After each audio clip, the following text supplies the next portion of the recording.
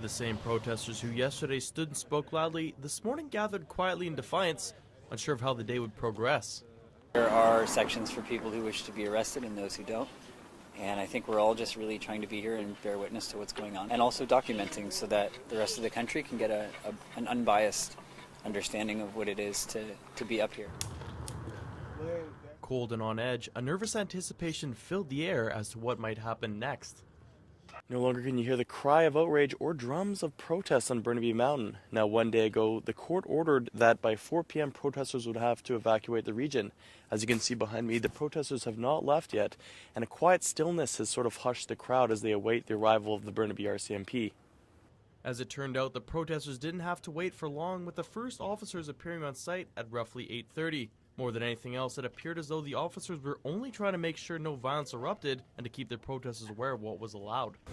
Again, so we can keep them informed that if anything is going to go down, that the people that don't want to be on the wrong side of the line, or if there is a line drawn, that they know where to be.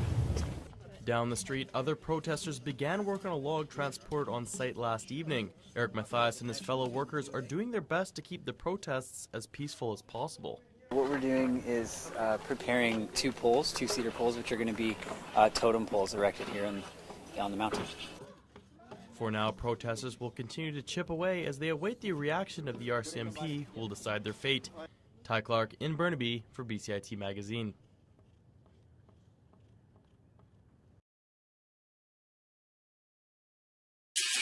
Michael York tunes up before giving a capoeira demonstration to BCIT students. Music is as important to the martial art as dancing and combat.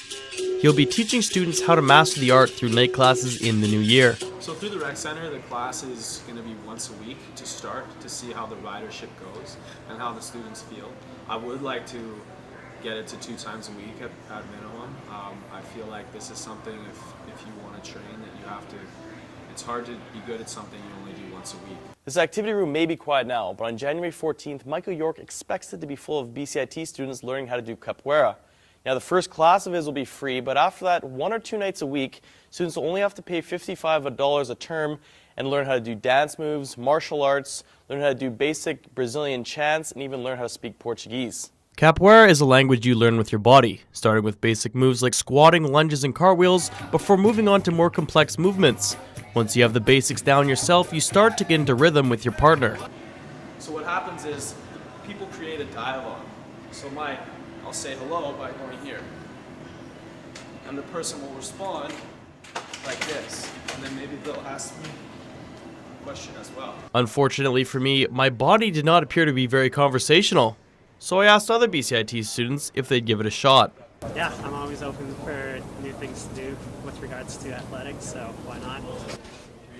I would try my best. I don't think I excel much in the class, but it's definitely, I'd give it a try. Not really.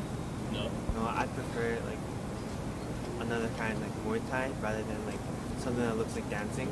Many other rec programs have flopped in the past due to lack of attendance.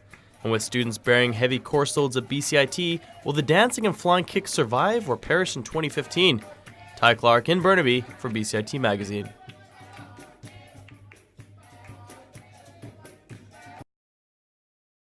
The protest scene has grown rather idle on Burnaby Mountain with police presence in full effect.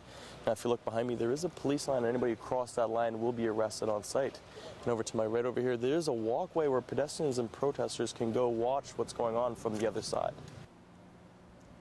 Poppies and flowers sit at the bottom of the cenotaph, where North Vancouver residents will be paying respects to the soldiers that died during the First and Second World Wars. As you can see over here, Corporal Nathan Cyril and Patrice Vincent, soldiers who died in the past week, are also being commemorated in the cause. Ty Clark in North Vancouver for BCIT Magazine. As the holidays approach, fundraisers for the Greater Vancouver Food Bank are getting underway. Reporter John Hall was in New Westminster to see how one local company is tying their charity efforts together.